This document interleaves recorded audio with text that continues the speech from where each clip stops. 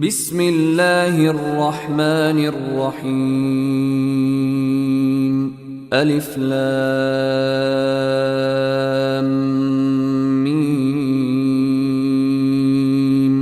ذلك الكتاب لا ريب فيه هدى للمتقين الذين يؤمنون بالغيب ويقيمون الصلاة ومما رزقناهم ينفقون والذين يؤمنون بما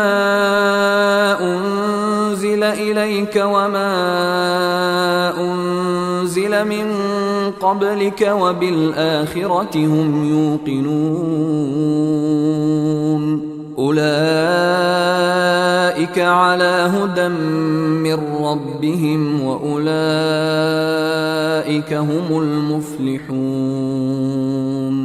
إن الذين كفروا سواء عليهم أأنذرتهم أم لم تنذرهم لا يؤمنون ختم الله على قلوبهم وعلى سمعهم وعلى أبصارهم غشاوة ولهم عذاب عظيم ومن الناس من يقول آمنا بالله وباليوم الآخر وما هم بمؤمنين يخادعون الله والذين آمنوا وما يخدعون إلا أنفسهم وما يشعرون في قلوبهم مرض فزادهم الله مرضا ولهم عذاب أليم بما كانوا يكذبون وإذا قيل لهم لا تفسدوا في الأرض قالوا إنما نحن مصلحون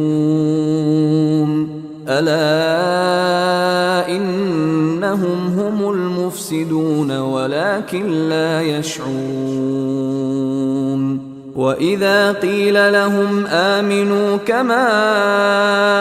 آمن الناس قالوا أنؤمن كما آمن السفهاء ألا إنهم هم السفهاء ولكن لا يعلمون وإذا لقوا الذين آمنوا قالوا آمنا وإذا خلوا إلى شياطينهم قالوا إنا معكم إنما نحن مستهزئون الله يستهزئ بهم ويمدهم في طغيانهم يعمهون أولئك الذين اشتروا الضلالة بالهدى فما ربحت تجارتهم وما كانوا مهتدين